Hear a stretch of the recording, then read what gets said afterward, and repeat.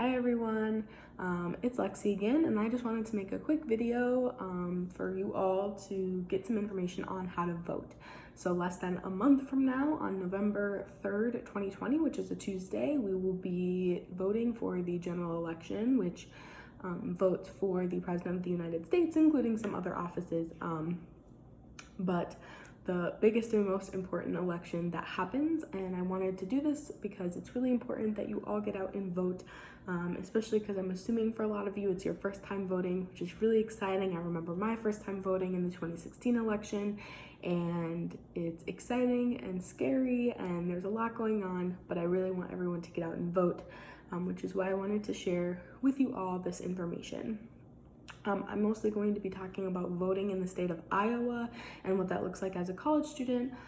However, I'll talk a little bit about if you would like to vote in your home state if you're not from Iowa. The best place to look for voting information in any state is the Secretary of State website. I will be posting the link down below for the state of Iowa for their Secretary of State website.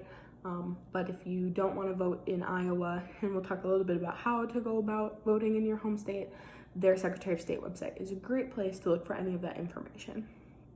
The first step to voting is to be registered to vote.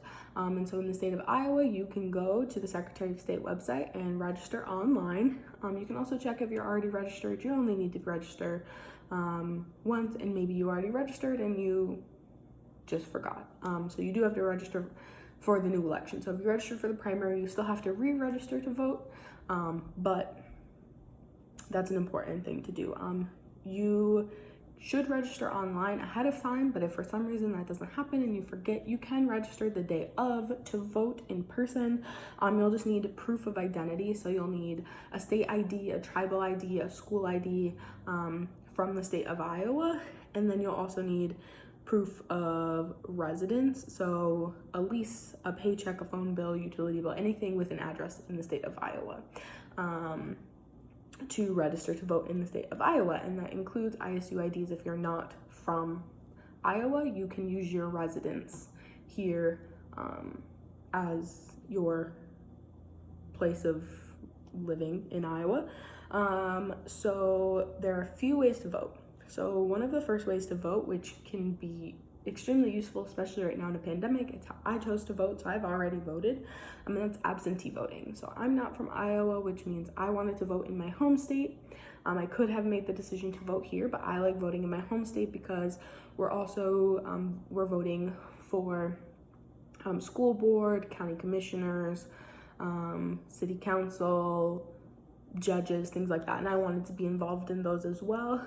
And so you can vote absentee in your home state, which is what I did. And again, just visit their Secretary of State website to find how to order an absentee ballot. You can also vote absentee if you are from Iowa / if you're registering in Iowa. This is a great way to avoid going to the polls in a pandemic. If you feel safer just voting from home, an absentee ballot is a great way to do that. You don't have to be absent to vote via absentee ballot. So you can just go online and order one. You'll just need different documentations, an ID, your date of birth, your address, and different things like that to order that ballot. And it just has to be ordered at least 10 days before. You can also vote in person absentee. So you can go to the county auditor's office and vote absentee before the election, but vote in person. So you just go, you request to vote absentee. They have ballots available now, and so you can vote in person up until the day of the election. You cannot vote the day of election absentee. You have to go to the polls and vote in person. And so those are some of the ways that you can vote, whether you're from Iowa or not, and make that decision from there. When it comes to voting in person, so if you do want to go and get the full experience and vote in person on election day, there are 43 polling places within this area alone, so I'm not going to list them all because it is specific to your address. And so you can go to the Secretary of State website, or you can go to storycountyiowa.gov, and I'll also drop that link down below to find your polling place. If you are on campus, there are 3 polling locations on campus, so they will most likely be giving you one of those, so it's quick and easy to do that. And all you need to do is bring your ID. And that's how you can vote in person. So those are just a few ways to vote. I really hope everyone gets out and votes. One of the most important things is that you look at candidates and find the candidates that match your personal beliefs and values and vote that way. So please inform yourself on voting. You can find information on presidential candidates across the internet from various sources, and it's a great idea to look at various sources because they all have different information to pull out the information. Find the information they have in common, and that's more likely than not the accurate information. And for local elections, you can also find that online, but the Secretary of State websites also have information on the local ballots. You can also get a photo, basically a scanned copy of what your ballot will look like down to all the people that are on it. So if you want to look into all of them, great. If not, you don't have to.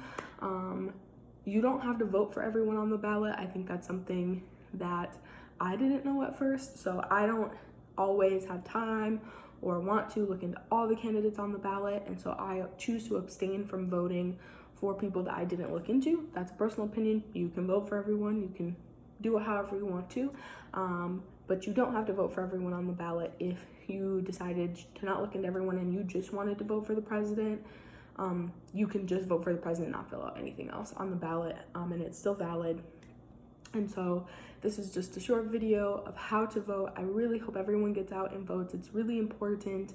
And yeah, if anyone has any questions, I'll also put my email down below again, as well as the link to set up appointments with me. If you have questions about voting or about anything else, please don't hesitate to reach out and ask. Bye.